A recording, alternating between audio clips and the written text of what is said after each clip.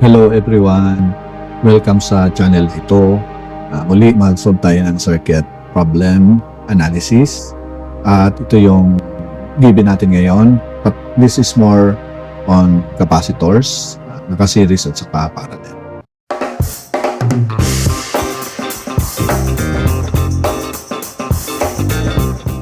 Yan. Sabi, hanapin daw yung value ng V1. Okay, yan yung voltage sa 20 millifarad. At saka yung B2, yan yung voltage sa 30 millifarad. At saka yung B3, yan yung voltage sa 40 millifarad. Para maano natin yan,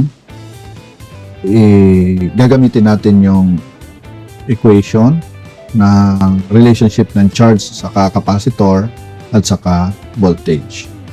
So, yung equation natin, na gagamitin ay Q is equals to C times V. So, yung Q natin, yun yung charge niyan. So, yung C, yung capacitance, at saka yung voltage ng capacitance natin.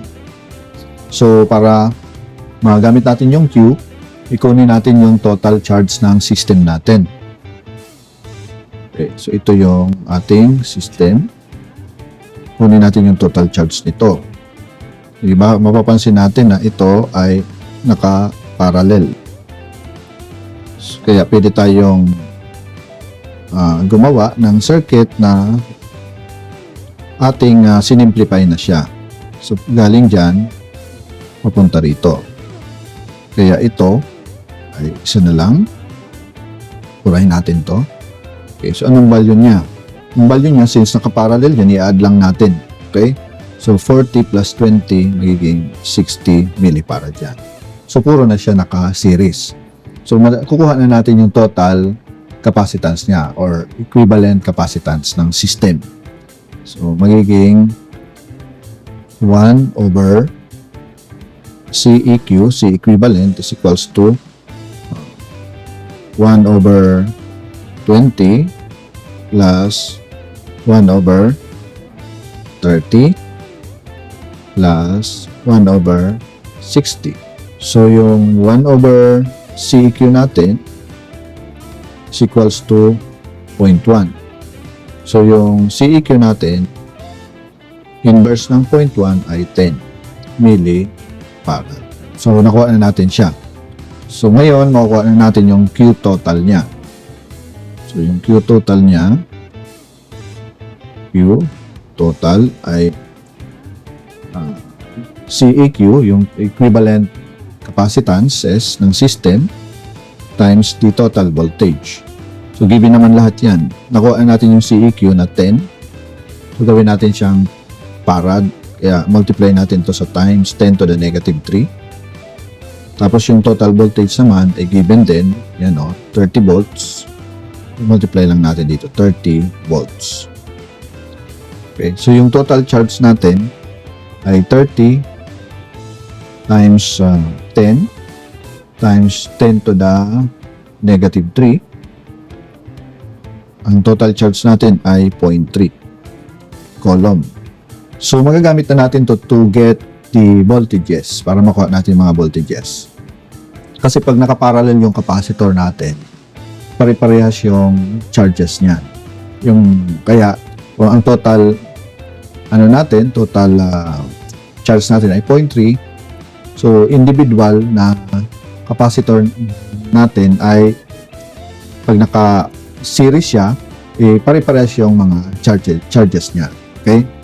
Kasi nga yung treatment natin ng capacitor na naka-series ay parang parallel resistors. No? Kaya, di ba pag parallel resistor, pare-parehas yung voltage. No? In the same way, dito rin, pag naka-series yung mga capacitors natin, pare-parehas yung charges niya. Kaya kung nakuha natin yung total charge niya, so pare-parehas na yung charges ng individual capacitors natin kasi naka-series siya. Kung i-consider natin ito. So since na yung ating yung 20 millifarad and 30 millifarad are in series, ang Q niya, Q are the same. So kung pare-parehas siya, makukuha na natin si V1. So gagamitin natin uli yung formula na ito.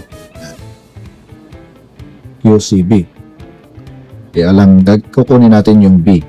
So, B sub 1 equals Q over C. Okay. Yung C natin dito ay C sub 1. So, yung Q natin dito, yun yung Q total. Kaya, substitute lang natin 0.3 columns all over C sub 1. Ang value ng C sub 1 natin ay 20 millifarad. Gawin nating farad times 10 to the negative 3. So, yung B sub 1 natin ay equal sa 15 volts. So, ito yung B sub 1 natin. Kuha natin. Yung B sub 2 rin ay 0.3. Yung capacitance niya sa B sub 2 ay 30 millifarad. So, 30 times 10 to the negative 3 equals, so B sub 2 is equals to, meron tayong 10 volts.